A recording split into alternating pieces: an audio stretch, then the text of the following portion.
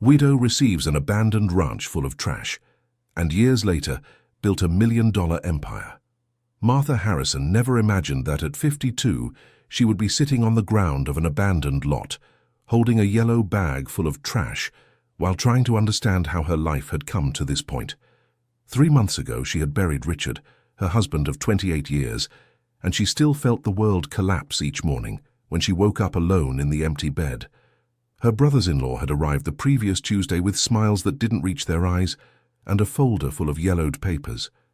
Douglas, the eldest, spoke with that syrupy voice he always used when he wanted something, while Clifford remained silent, nervously fidgeting with his fingers. They said Richard had left a ranch for her, a precious inheritance that demonstrated the love he felt for his wife. The sweet words hid something Martha couldn't quite identify, but her intuition as an experienced woman whispered there was more behind that sudden generosity. Now, looking around the 5-hectare lot covered in rubble, rusty cans, old tires, and mountains of trash that seemed to have accumulated for decades, she understood perfectly why her brothers-in-law had insisted so much that she accept the inheritance immediately. A grey cat with white spots approached her cautiously, followed by 2 other equally skinny felines. To her left, 3 chickens were pecking among the debris looking for something edible, while 2 medium-sized dogs watched her from a distance, as if assessing whether she represented a threat or an opportunity. The navy blue scarf covering her brown hair was already starting to come loose in the cold afternoon wind. Martha adjusted the fabric with hands calloused from a lifetime of housework and sighed deeply. Her simple clothes, a faded beige blouse and a brown skirt that reached her knees, were speckled with dust and small fragments of paper that stuck to the fabric. The low synthetic leather shoes, once black, now had the undefined color of someone who had walked through places they would rather have avoided. The first impression of the ranch had been devastating. The iron gate was stuck with rust, and she needed the help of Mr. Arthur, the nearest neighbor who lived almost a kilometer away, to manage to open it. The man in his mid-60s had been polite, but she noticed the look of pity in his eyes when he saw the state of the property. Arthur didn't say much, just murmured a few words about the previous owner having abandoned the place more than 5 years ago, and quickly said goodbye, as if he wanted to distance himself from the problem he had just witnessed. The land stretched out on a slight slope that ended in a wooded area at the back. Martha had walked for almost 2 hours, trying to assess the size of the task ahead. Besides the trash covering much of the ground, there were abandoned structures, a shed with a partially collapsed roof, an old wooden house with broken windows, and a fence that once marked some kind of pasture, now completely destroyed by the years and the weather. But what impressed her most wasn't the deplorable state of the property. It was the number of animals that had made that place their home. Cats of all ages and colors moved among the rubble like silent ghosts. Dogs of undefined breeds sheltered under abandoned sheets of zinc. Chickens, ducks, and even some goats had found refuge in that improvised sanctuary of creatures forgotten by the world. Martha opened the yellow bag she was holding and took out a piece of bread she had brought from home.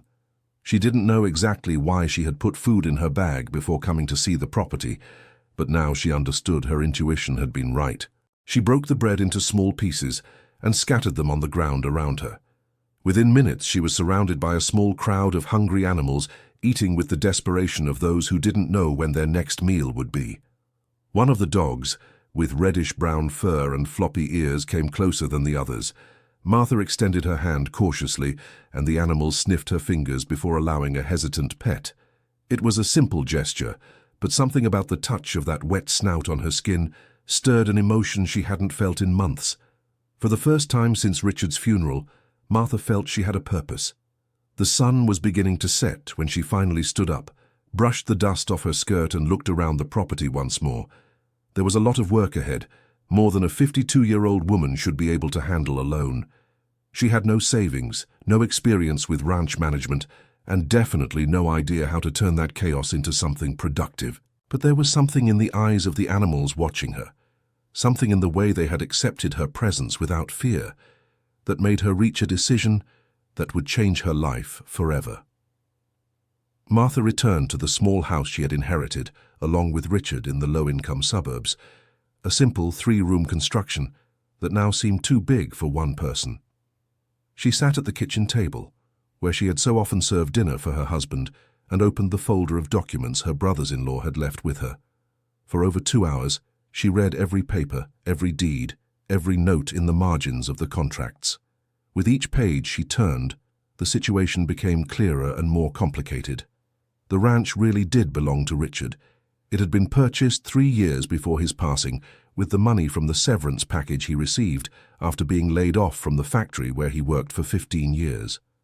But there were details the brothers-in-law had conveniently forgotten to mention.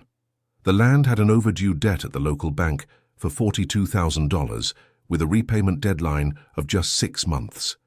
There was also an environmental fine of $12,000 for improper waste disposal, plus back taxes totaling another $8,000. Martha felt her stomach churn when she grasped the scale of the problem. The brothers-in-law hadn't given her a gift. They had passed her a financial time bomb that would explode in a few months if she didn't find a solution. Richard had used the land as collateral for a loan he apparently never managed to pay off completely. The property was worth on paper about $80,000, but with all the accumulated debts, it actually represented a loss of nearly $25,000.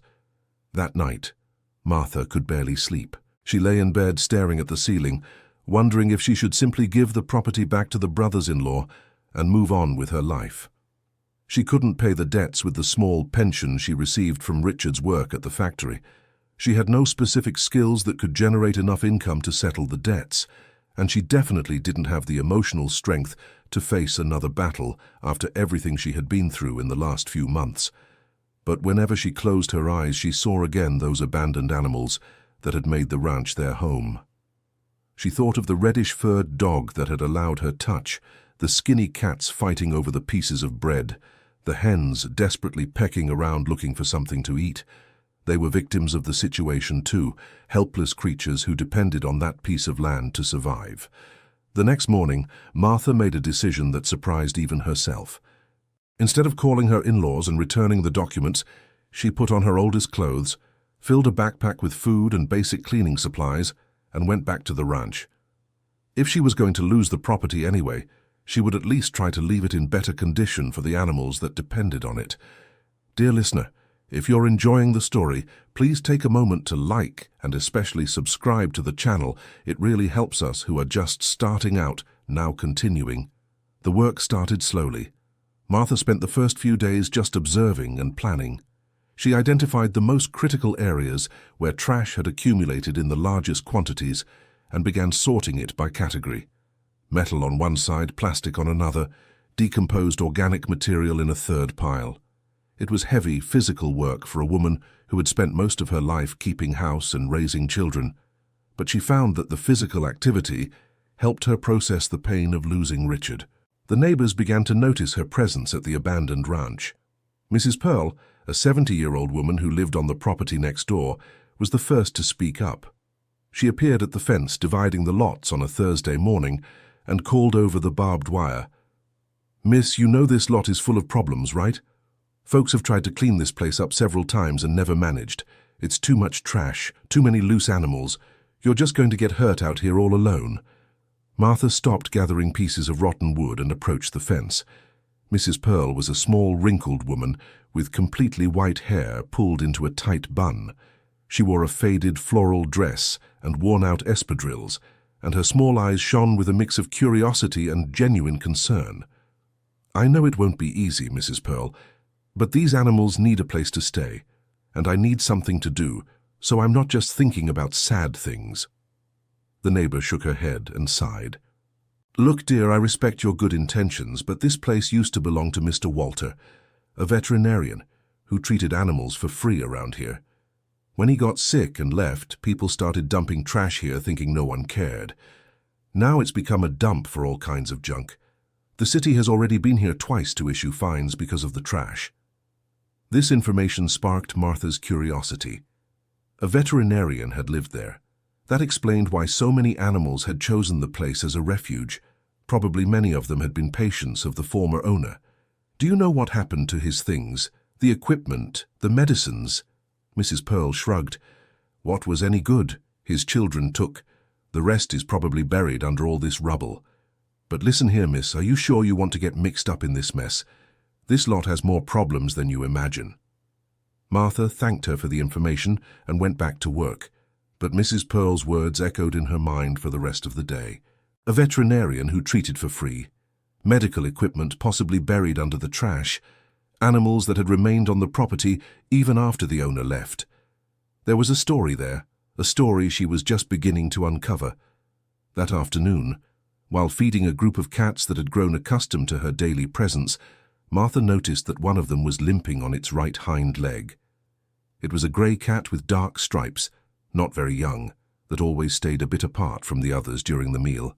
She cautiously approached and examined the animal. There was an open wound on the pad of its paw, probably caused by some sharp object lost in the trash. Martha wasn't a veterinarian, but she had grown up in the countryside and knew the basics about caring for injured animals. She cleaned the wound with clean water, applied a bit of healing ointment she had brought from home, and improvised a small bandage with pieces of clean cloth. The cat protested at first, but seemed to understand she was trying to help. 3 days later, when she removed the improvised bandage, the wound was healing well. The cat was no longer limping and had started moving normally again. It was a small but significant victory. Martha felt a satisfaction she hadn't experienced in months, the feeling of being useful, of having made a difference in another being's life. It was at that moment she became aware of something that had been happening inside her without her noticing. Every day, while caring for the animals and cleaning the property, she was reconnecting with a part of herself she had left dormant for decades. Before marrying Richard, she had studied 2.5 years of animal science at the State University in the neighboring city. She had dropped out in her final year when she became pregnant with Justin, the son who died as a baby, and never returned to her studies. During the first years of marriage, she sometimes thought about going back to college, but Richard always found a reason why she shouldn't. First, it was the pregnancy that didn't work out, then the need to work to supplement the family income, later the care for her sick mother-in-law. Time passed and she grew accustomed to the idea that that dream was definitively behind her. Now, at 52, a widow and practically without resources, she found herself applying knowledge she thought she had forgotten. She recognized symptoms of malnutrition in the skinnier animals, knew which foods she offered were more nutritious for each species, could identify signs of common diseases in dogs and cats. It was as if a dormant part of her personality was slowly awakening. The 4th week of work at the ranch brought the first significant surprise. Martha was digging in an area where she intended to make a small vegetable garden to grow greens that could complement the animals' diet when her hoe hit something solid buried about a foot below the surface. After carefully digging, she discovered a rusty metal box, but still well sealed. Inside the box were old veterinary instruments, a stethoscope, thermometers, glass syringes, bottles of medication expired years ago, but mostly books. Books on animal anatomy, treatment guides, veterinary first aid manuals. Many of the volumes were damaged by moisture, but several were still in readable condition. Martha took the books home that night and spent hours flipping through the yellowed pages. It was like finding a treasure. Much of the information she read awakened memories from her college days, concepts she had studied 3 decades before that now gained new practical meaning. One of the books especially caught her attention. It was a manual on hydrotherapy in animals, a technique she had never formally studied. The author explained how pure water, especially that from natural springs, could accelerate wound healing and help treat joint problems in older animals. There were diagrams of simple equipment that could be built to apply the treatment and reports of successful cases. This discovery planted a seed in her mind. If there were veterinary tools buried on the property, if the former resident treated animals for free, perhaps there were other valuable things hidden under all that trash. More importantly, perhaps there was a source of pure water somewhere on the property that could be used for special treatments. The next morning, Martha woke up with an energy she hadn't felt in months. For the first time since Richard's departure, she had a project, a goal that went beyond simply surviving the day. She wanted to discover all the secrets the ranch hid. She wanted to honor the memory of the veterinarian who had dedicated part of his life to caring for needy animals. And most importantly, she wanted to prove to herself that she was capable of transforming that seemingly hopeless situation into something positive. The cleanup work gained new momentum. Martha was no longer just removing trash, she was doing an archaeology of the place. Each excavated area revealed new traces of the property's past. She found remains of a wooden fence that once marked out an organized pasture, pieces of irrigation equipment that indicated the existence of a well-planned vegetable garden, and most importantly, signs that there were structures buried in various parts of the land. It was Mr. Arthur, the neighbor who had helped her open the gate on the first day, who brought the most important information. He appeared at the ranch on a Friday afternoon, carrying a thermos of coffee and a few slices of cornbread that his wife had sent for the hard-working lady. "Mrs. Martha, can I have a word with you?" Arthur was a man of few words, with greying hair and calloused hands from a lifetime of farm work. He walked somewhat stooped with age, but his eyes still shone with intelligence and kindness. "Of course, Mr. Arthur. Sit here with me." Martha pointed to a pile of wood she had organized that served as an improvised bench. "Well, I don't want to stick my nose where it doesn't belong, but you know this land has a spring, right?" Martha almost dropped the coffee cup she was holding. "What do you mean, a spring?" Arthur pointed to the back of the property, where the trees grew denser. "Back there, near those big mango trees. Walter always said the water that sprang up there was the purest in the region. He used it for treating the animals, said it had special properties. He even had it tested once in Chicago. Everything came back fine, really good water." This information completely changed Martha's perspective on the property. A spring of pure water wasn't just a valuable resource, it was potentially the key to turning the ranch into something economically viable. Pure water had commercial value, especially in an area where the treated city water tasted of chlorine and other chemicals. "Do you know if this spring still exists?" Arthur nodded positively. "It should still be there. A spring doesn't dry up like that, no. The problem is that with all this accumulated trash, it's probably clogged or diverted. But if you manage to clean up back there, you'll find it for sure." That afternoon, Martha walked to the back of the property for the first time. The vegetation was denser there, with fruit trees that had grown without care and bushes that formed a small wild thicket.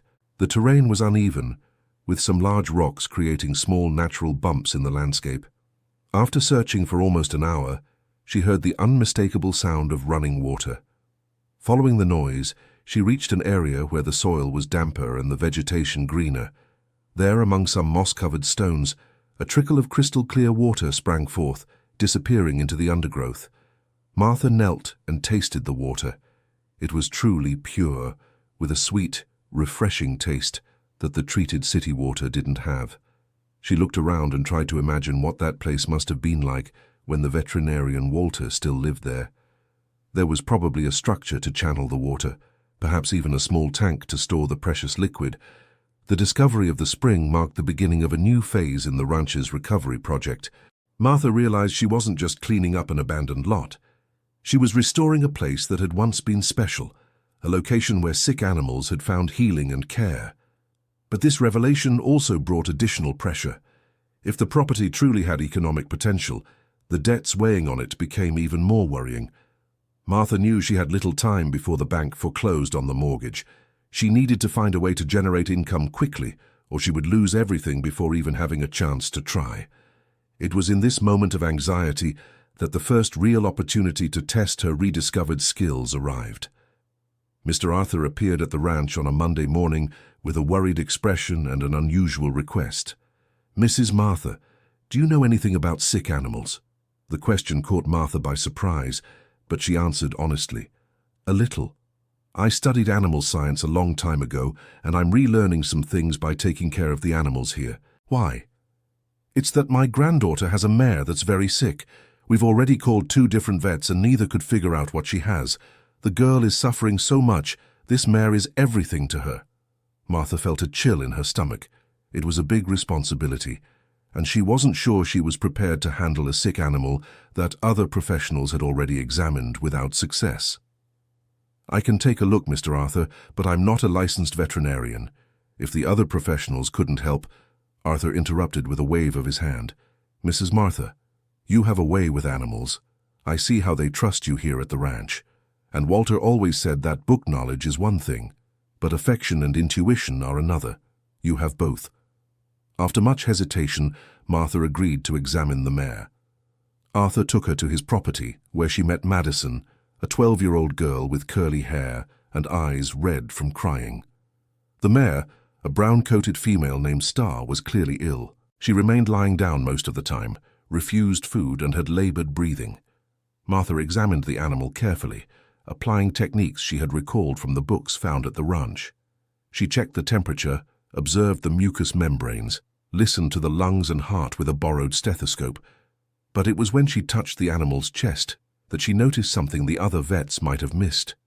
There was a small swollen area just below the sternum, almost imperceptible at first glance.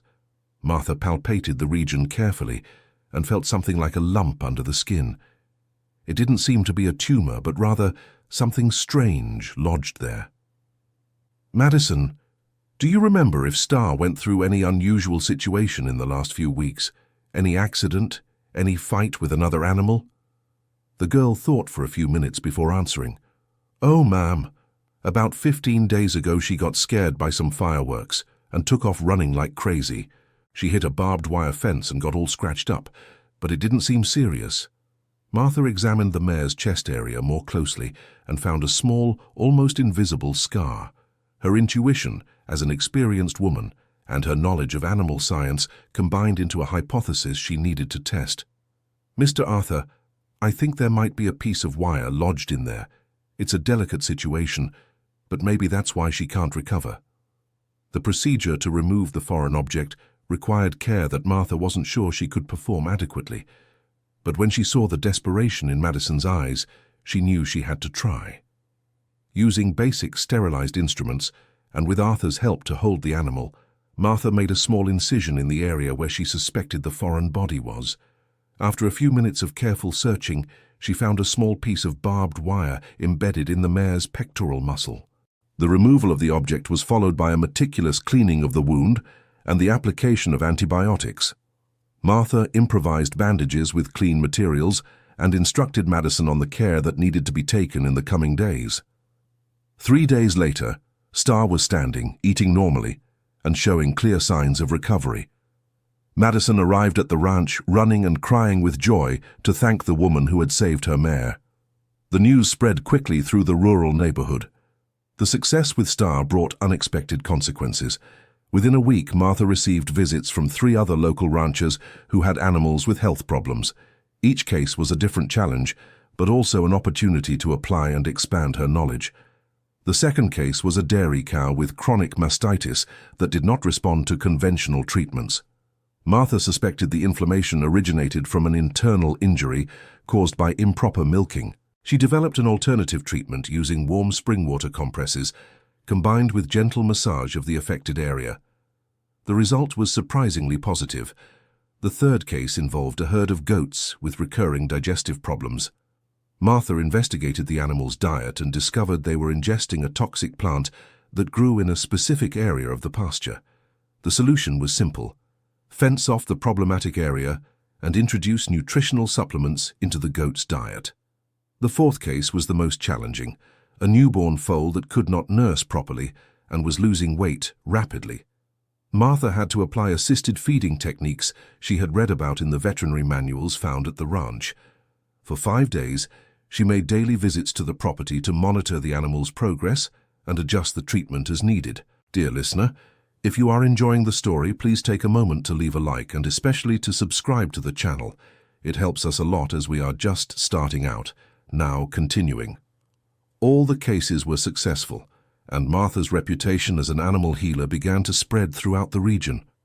The ranchers sought her out not only because she charged much less than licensed veterinarians, but also because she showed genuine care for the animals and infinite patience in explaining the treatments to the owners. But professional success also brought new problems. Martha was treating more and more animals, but she still did not have adequate facilities at the ranch to receive patients. She needed a clean and organized place with proper instruments and most importantly, easy access to the pure spring water that had become her competitive edge. Cleaning up the ranch gained new urgency.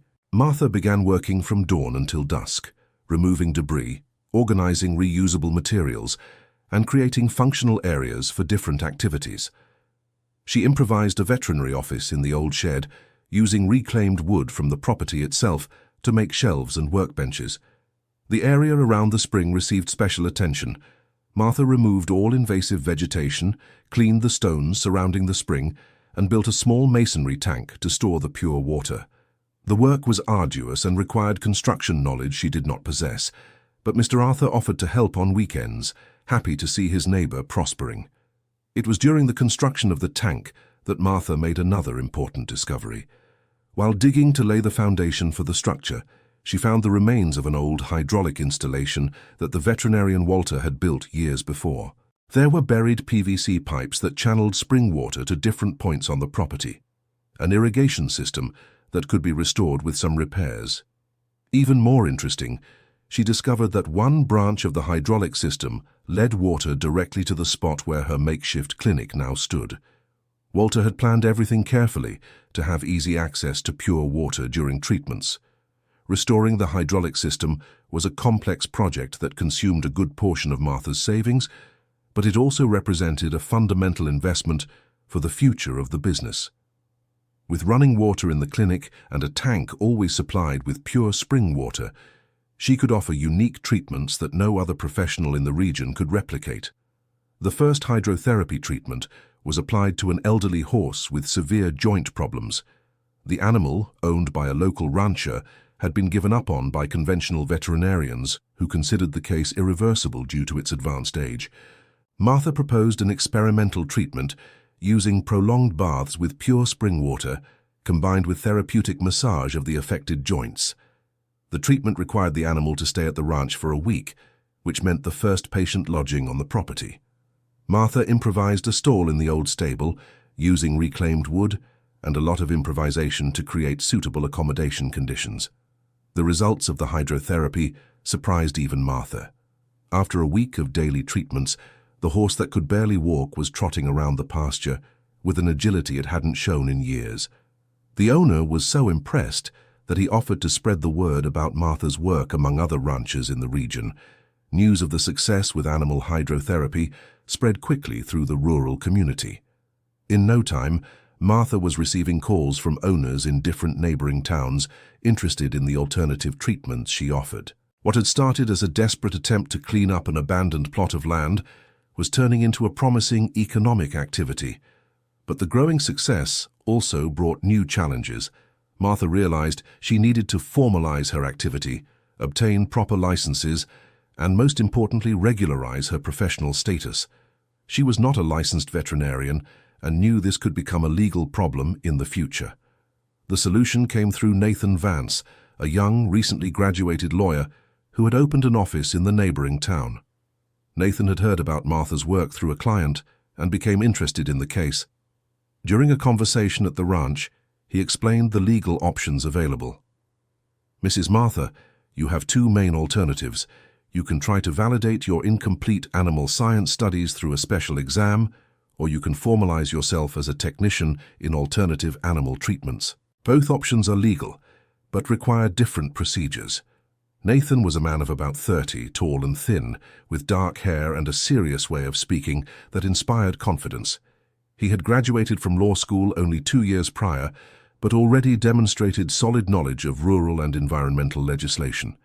Validating the animal science studies required Martha to take theoretical and practical exams at an accredited university. It was a process that could take several months and cost money she didn't yet have.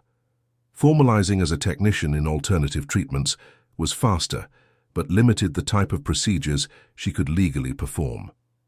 After much thought, Martha opted for validating her animal science studies. It was the more difficult path, but also the one that would give her greater professional credibility in the future. Nathan offered to help with all the necessary documentation, proposing a payment system based on a percentage of the business's future earnings. The agreement with the lawyer marked the beginning of a partnership that would be fundamental to the future development of the activity. Nathan not only handled the legal aspects, but also helped Martha develop a structured business plan that took into account the unique potential of the property. The plan included the formal creation of an alternative treatment center for animals, focusing on hydrotherapy using pure spring water. The proposal was to offer services that complemented the work of conventional veterinarians, specializing in chronic cases and rehabilitation treatments. To make the project viable, investing in the property's infrastructure would be necessary. The main barn needed to be renovated to meet the sanitary standards required by legislation. The plumbing system needed to be expanded to include more running water points, and most importantly, adequate facilities would need to be built to house animals requiring prolonged treatments. The preliminary budget for all these improvements was around $70,000, an amount that seemed impossible for Martha in her current situation. But Nathan had identified some specific credit lines for small rural producers that could finance part of the investment. The first step was to pay off the property's existing debts. With the income Martha was generating through her services, she managed to negotiate an installment plan for the bank debt and the environmental fines. The agreement provided for monthly payments that, though tight, were compatible with the business's current revenue. Paying off the debts was a huge relief, but it also meant committing almost all of Martha's income for the next 2 years. She would need to significantly expand her clientele to generate enough surplus to invest in the necessary improvements.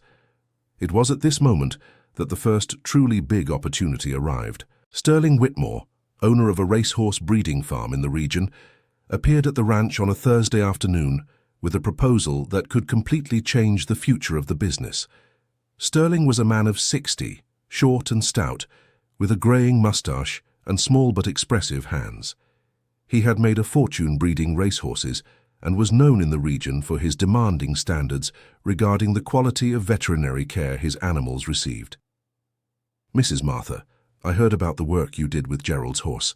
That animal was given up for dead and now it's running like a young colt. I want to propose a business deal to you."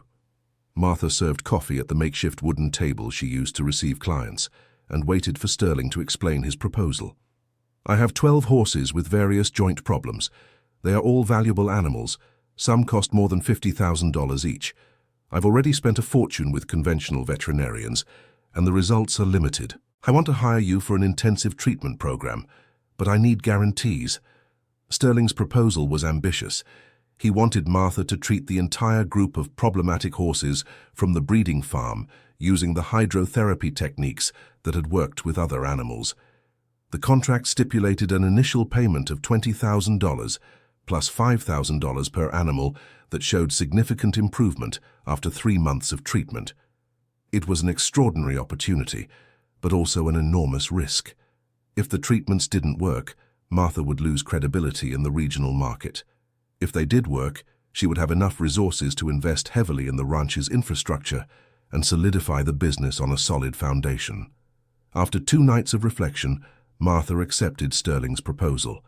The contract was signed in Nathan's office, who took care to include protective clauses for both parties. The treatment of the ranch's horses began the following week. Sterling transported the 12 animals to the ranch in specialized trucks, and for the first time since she had started clearing the land, Martha found herself responsible for a true large-scale veterinary operation. The first days were chaotic. 12 horses required individualized care, specific feeding, controlled exercise, and especially daily hydrotherapy sessions that consumed hours of intensive work. Martha woke up at 4 in the morning and only stopped working when it was completely dark.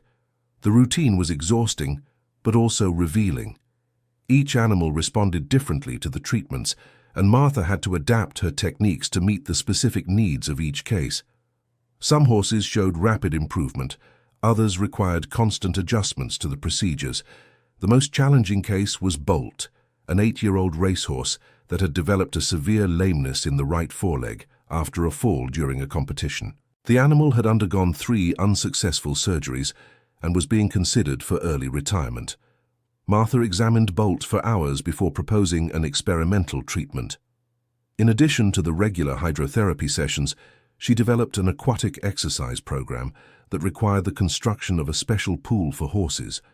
The construction of the equine pool consumed a large part of the initial payment Sterling had made, but Martha considered the investment necessary for the treatment's success. With the help of Mr. Arthur and 2 masons hired especially for the project, she built a masonry structure 12 meters long by 4 wide, with a variable depth that allowed for progressive aquatic exercises. The pool's water supply system was fed directly by the spring, ensuring the horses had contact only with pure water during the treatments. The construction took 3 weeks to complete, a period during which Martha maintained conventional treatments while awaiting the new therapeutic tool. The first aquatic exercise session with Bolt was tense.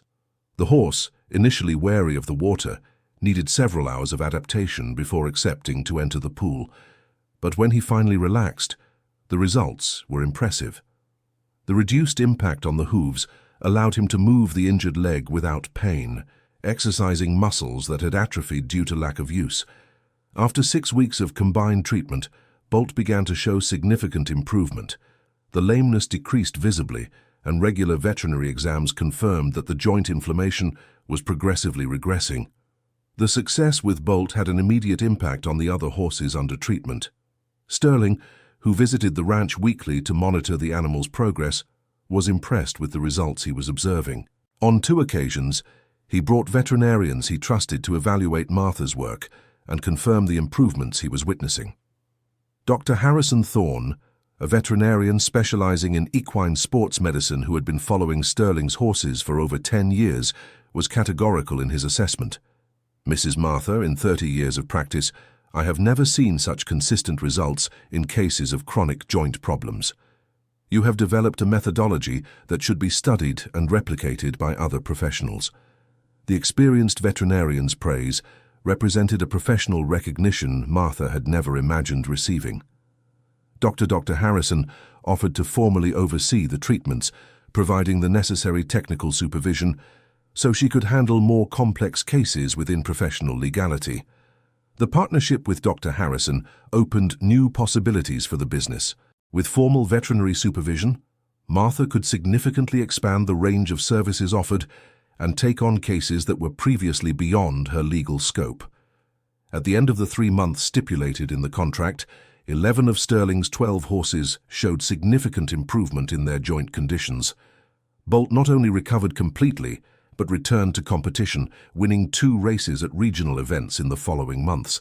Sterling's additional payment totaled $55,000, an amount that completely transformed the investment possibilities for the ranch.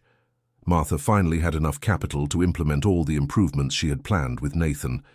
The first investment was in the complete formalization of the treatment center.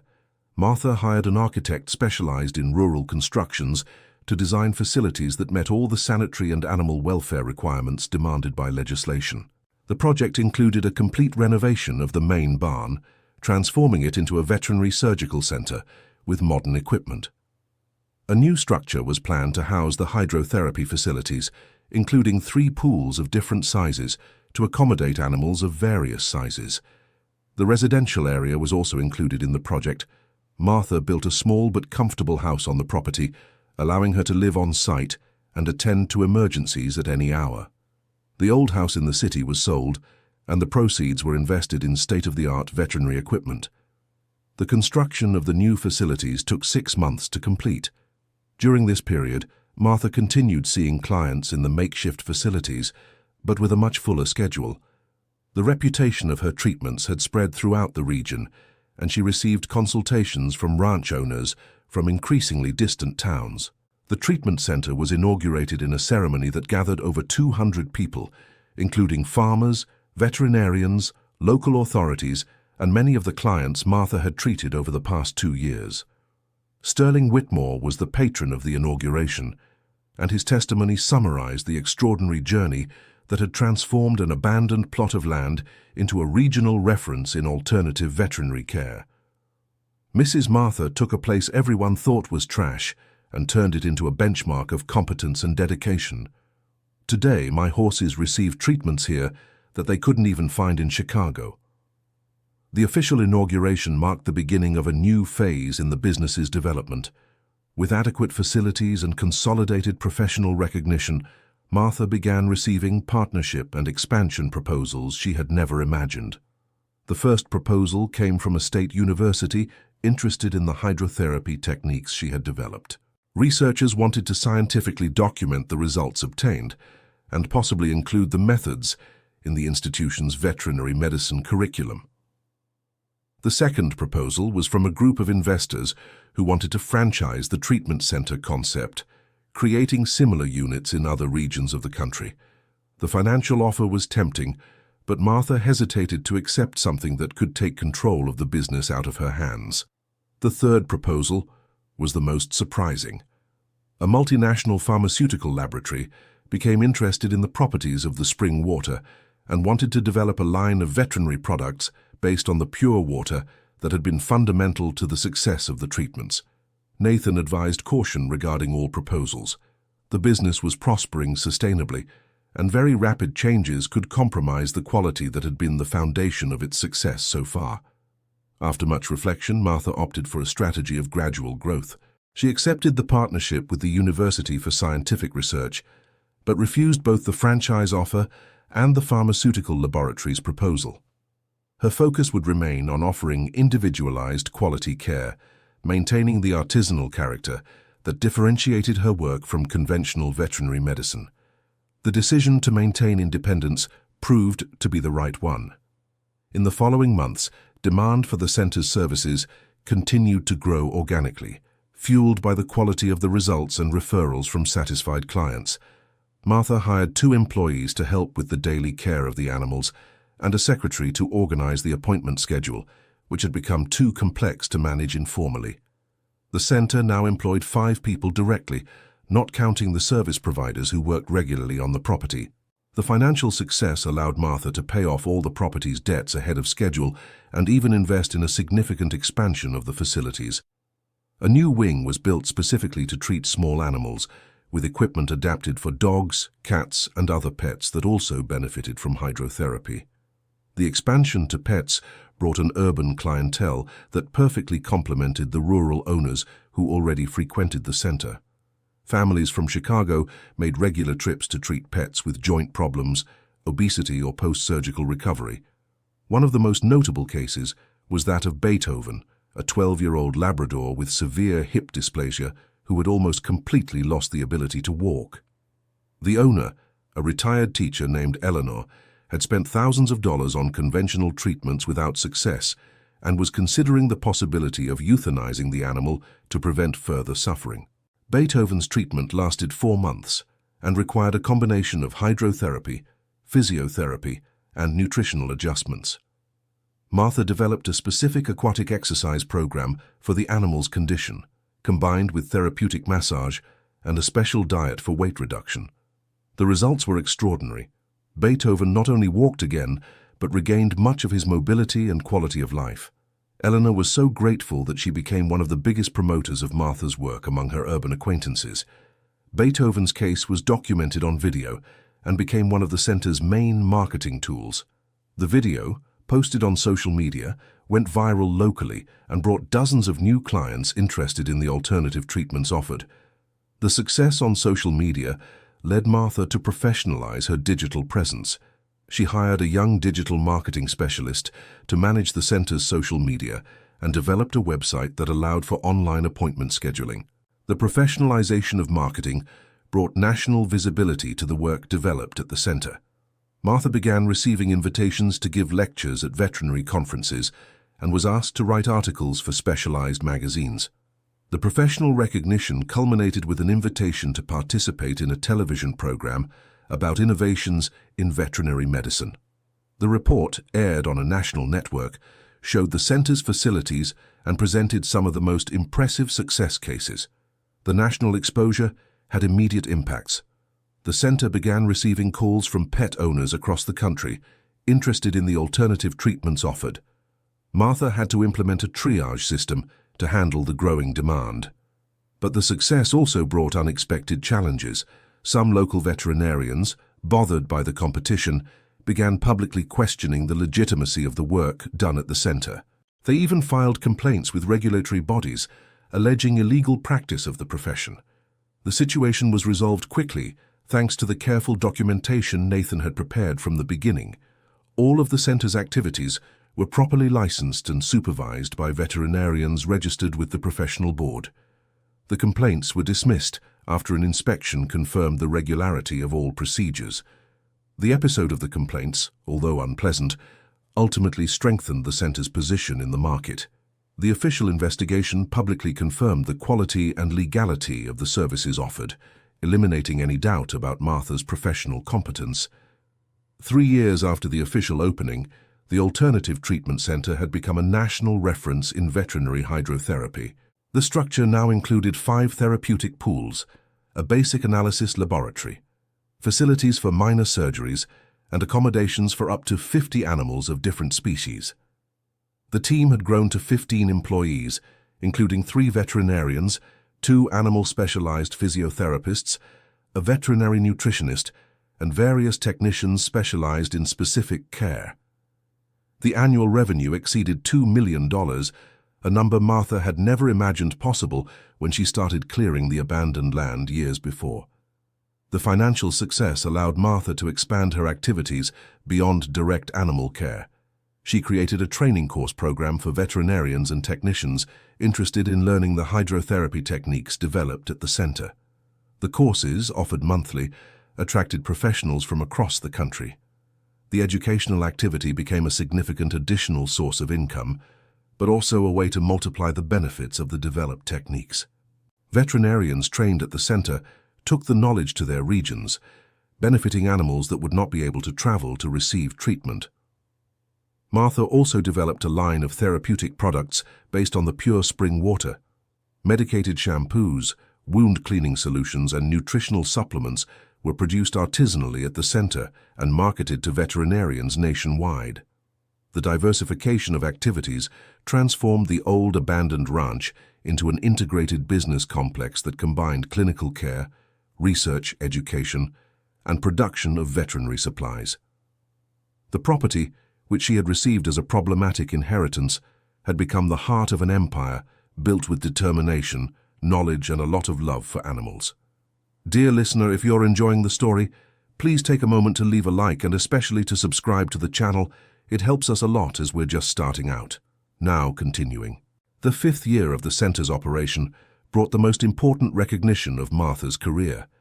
She was invited to join the National Advisory Board for Alternative Veterinary Medicine, a governmental body responsible for regulating and promoting innovative practices in the field.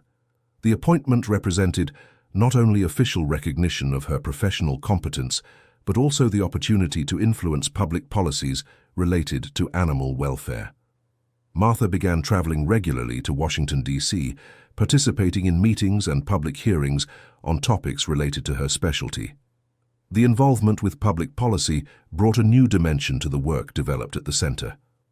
Martha began receiving animals referred by government agencies, including police horses with service-related injuries and injured wild animals that needed rehabilitation before returning to the wild. The work with wild animals required new investments in infrastructure and training. Martha built specialized facilities to care for different native species and established partnerships with universities that researched local fauna.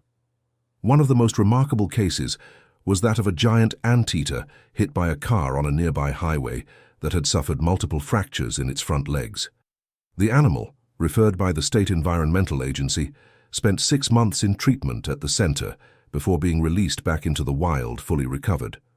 The anteater's recovery was documented in a short film that won awards at environmental film festivals.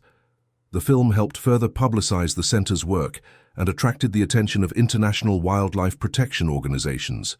The international exposure led to the establishment of partnerships with animal rehabilitation centers in other countries. Martha began receiving foreign veterinarians interested in learning the techniques developed at the center and was also invited to consult on similar projects in Latin America. The international expansion of activities required hiring an administrative team specialized in foreign trade and international relations. The center became a medium-sized company with specific departments for different activities. But the growth did not make Martha lose sight of her origins. She maintained a free care program for animals from low-income families in the region, funded with part of the profits from more affluent clients. The program served about 100 animals per month, keeping alive the philosophy of the old veterinarian Walter, who had inspired the entire project. The abandoned animals that had been her first companions at the ranch also continued to receive special care. Martha created a permanent sanctuary for the pets that had aged or developed chronic conditions that prevented their adoption. More than 50 senior animals lived comfortably on the property, cared for by a team dedicated exclusively to their well-being. The story of transforming the abandoned ranch into a successful business complex attracted the attention of documentary producers. A film crew spent 3 months recording the center's routine to produce a documentary about rural entrepreneurship and personal triumph. The documentary, titled From Abandoned Land to an Empire of Care, was shown at film festivals and later licensed to a national streaming platform. The film brought additional visibility to Martha's work and inspired other people in similar situations to pursue their seemingly impossible dreams. The documentary's impact generated invitations for Martha to write a book about her experience. The book, published 2 years later, became a national bestseller in the inspirational biography category.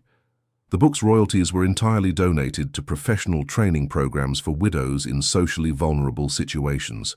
The center's decade of operation was marked by a celebration that brought together more than 1,000 people on the property. The event included an animal adoption fair, lectures on animal welfare, demonstrations of hydrotherapy techniques, and an awards ceremony for the longest-serving employees. During the 10-year ceremony, Martha announced the creation of a non-profit foundation to promote research in alternative veterinary medicine and offer scholarships to underprivileged youth interested in pursuing a career in the field.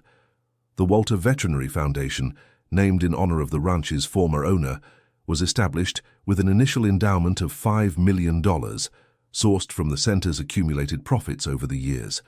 The foundation quickly became a benchmark for funding innovative research. In its first 3 years of operation, it supported more than 50 research projects at universities across the country and awarded 200 scholarships to underprivileged students. One of the projects supported by the foundation developed a revolutionary technology for artificially producing water with the same therapeutic properties as the natural spring. The technology was licensed free of charge to veterinary centers in regions without access to natural sources of pure water. Another project funded by the foundation created a mobile application that allows for remote diagnosis of joint problems in animals using only photographs and videos. The app democratized access to specialized assessments for rural owners in remote regions. The center's 15 years of operation were celebrated with an international ceremony that brought together veterinarians and researchers from 20 countries. The event included the presentation of scientific research based on work developed at the center and the signing of international cooperation agreements for knowledge exchange. During the celebration, the World Organization for Animal Health officially recognized the hydrotherapy techniques developed at the center as recommended practices for treating chronic joint conditions in animals. The international recognition definitively solidified the center's position as a global reference in alternative veterinary medicine.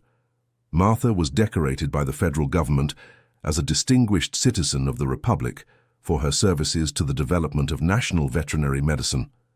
The decoration was received at a ceremony in the Presidential Palace, where Martha had the opportunity to personally present the results of her work to the President of the Republic and propose public policies to promote animal welfare. Martha's proposals included the creation of a national preventive veterinary medicine program, the implementation of hydrotherapy techniques in the public animal care network, and the establishment of regional reference centers for alternative treatments. The proposed national program was approved by Congress and implemented gradually over 3 years. The first stage included the creation of 50 regional centers based on the model developed by Martha, each adapted to the specific characteristics of its region. The success of the national program led to the creation of a special Animal Welfare Bureau within the Department of Agriculture, a position for which Martha was invited as a permanent consultant. Her involvement with public policy reduced the time Martha could dedicate to the direct management of the center. but she had carefully prepared a team of capable successors to maintain the quality of services offered. Dr. Harrison Thorne, the veterinarian who had been one of the first to recognize the value of Martha's work, assumed the technical direction of the center. Nathan, the lawyer who had accompanied the entire journey from the beginning, became the administrative director of the operation. The leadership transition was gradual and careful, ensuring that the founding values of the center were preserved even with the growth and professionalization of activities. Martha maintained the presidency of the Foundation's board of directors, a position that allowed her to continue influencing the general guidelines of the work without needing to be involved in daily operations. At 65, 13 years after receiving a piece of land everyone considered worthless, Martha had built an empire that employed over 300 people directly and influenced thousands of veterinary professionals across the country. The original center had expanded to include 5 regional units, each specialized in different types of treatment. The headquarters continued to focus on hydrotherapy and complex cases, while the branches offered more basic services adapted to local needs. The production of veterinary supplies had grown to meet national demand, with its own factory employing 100 people and producing over 200 different products based on research developed at the Foundation. The educational program had trained more than 2,000 veterinarians, specialized in alternative techniques, creating a national network of qualified professionals who multiplied the benefits of the methodologies developed at the center. Martha's story had become a mandatory case study in business administration courses, used to illustrate how determination, knowledge, and a focus on quality can transform seemingly impossible situations into extraordinary successes. International universities regularly invited Martha to give lectures on social entrepreneurship and sustainable development. Her presentations always emphasized that true success is not measured only in financial numbers, but primarily in the positive impact generated in the lives of other beings. The 20th anniversary of the discovery of the abandoned ranch was marked by an intimate celebration, only with the longest-serving employees and the elderly animals that still lived in the property's permanent sanctuary. During the ceremony, Martha recalled the first days when she sat on the ground with a yellow bag, surrounded by hungry animals, never imagining that moment marked the beginning of a transformation that would change thousands of lives. "I always say I wasn't the one who saved these animals. They were the ones who saved me. When Richard passed, I thought my life was over. But these creatures showed me there was still so much to do, so much love to give and receive." Martha's emotional speech summarized the essence of a journey that had transformed not just an abandoned piece of land, but primarily a woman who had rediscovered her purpose at 52. The legacy built by Martha transcended the boundaries of the business she had created.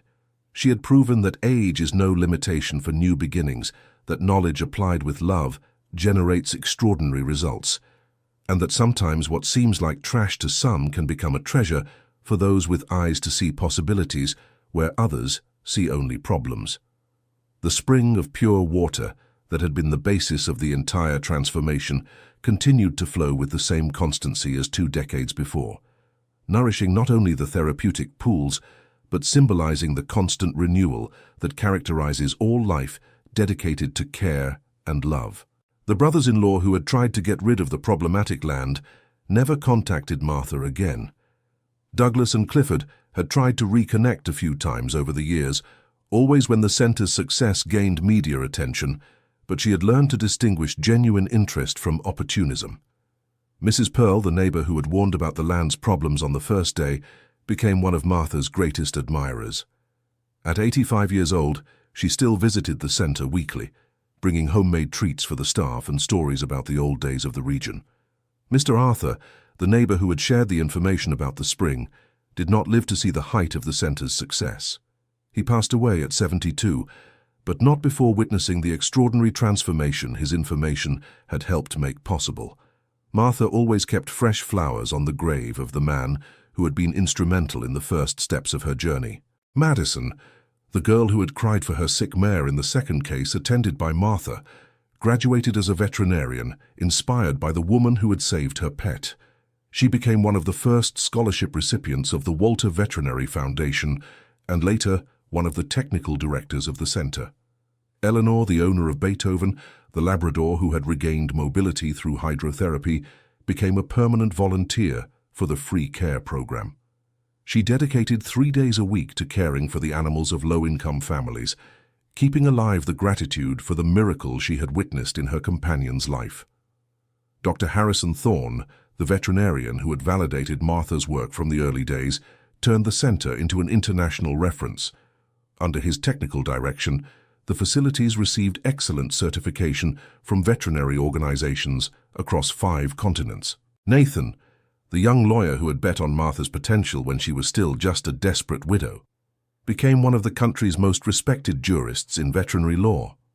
He developed legal milestones that facilitated the implementation of alternative practices in animal medicine across the entire national territory. Sterling Whitmore, the ranch owner who had given Martha her first big opportunity, remained one of the center's most loyal clients. His horses, now preventively treated with hydrotherapy, maintained competitive performance for years beyond what was expected for their ages. The property that had once been considered trash had transformed into the heart of a business complex valued at over $100 million. But the financial value was only a superficial measure of the true treasure that had been built there. The real treasure was in the thousands of animals that had received care that saved or prolonged their lives. It was in the rural owners who had seen their investments protected thanks to treatments other professionals could not offer. It was in the urban families who had kept their animal companions for years beyond what would have been possible with conventional medicine. The treasure was also in the hundreds of people who had found employment and purpose working at the center, many of them coming from situations of social vulnerability.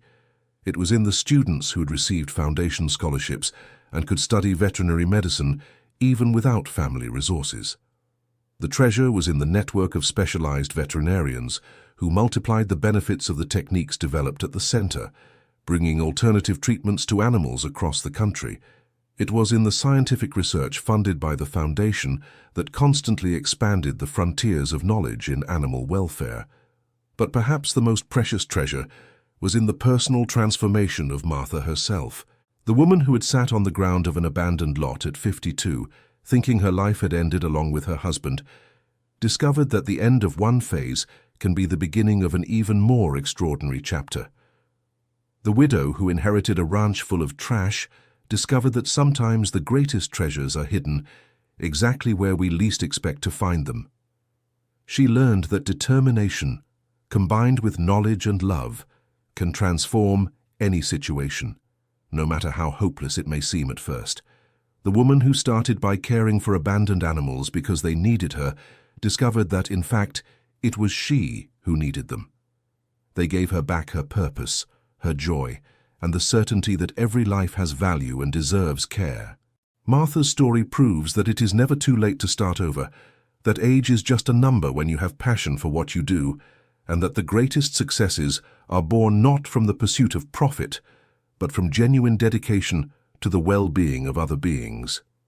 At 70 years old, Martha still visits daily the spring that was the cradle of her entire transformation. She sits on the same rock where she used to rest in the early days of cleaning the land and watches the crystal-clear water that continues to flow with the same purity as always. The water that once served only to quench the thirst of abandoned animals now fuels treatments that benefit creatures across the country. The spring that was hidden beneath the trash became a symbol that the best things in life are often right before our eyes, waiting only for us to have the courage to clear the surface and discover the treasure hidden beneath. The woman in the blue scarf holding a yellow bag surrounded by hungry animals transformed into one of the most respected businesswomen in the country. But she's not forgotten her origins and always keeps on her living room table a photo from those early days as a reminder that every great journey begins with a single step taken in the right direction. Martha built an empire, but more importantly, she built a legacy of compassion, determination, and living proof that love dedicated to the care of other beings always finds a way to blossom, multiply, and transform the world around it. The widow who received trash and turned it into treasure left for future generations a precious lesson. No matter what our current situation is, there is always a spring of possibilities bubbling within us, waiting only for us to have the courage to dig deep enough to find it. And so the land that was once considered the biggest problem for the Harrison family became the greatest pride of a woman who proved that, with determination, knowledge, and a lot of love, it is possible to turn any challenge into an opportunity, any trash into treasure, and any ending into a new and extraordinary beginning. End of story. And now, dear listeners, we want to know your opinion on this inspiring story. What did you think of Martha's journey? Do you believe she made the right decisions? Do you know anyone who went through a similar transformation? Leave your sincere comments, tell us where you're watching from, and share your own stories of overcoming adversity. Don't forget to leave a like if the story touched your heart, and most importantly, subscribe to the channel so you don't miss other moving narratives like this one. Thank you so much for your company.